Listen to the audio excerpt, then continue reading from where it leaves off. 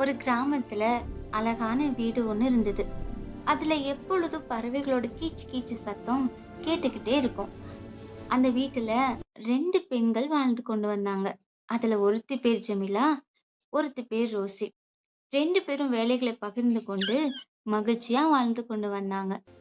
ஒரு நாள் ரோசி வீட்ல இருக்க பாத்திரங்கள்லாம் எடுத்து சுத்தம் செய்யலான்னு நினைச்சு சோப்பு நுரைகள் நன்றாக போட்டு சுத்தம் செஞ்சா.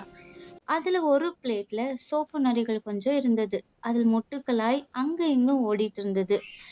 இந்த சோப்பு நுரைகள் இருந்த தட்டை பார்த்து ஜெமிலாவுக்கு ரொம்பவும் கோபம் வந்தது.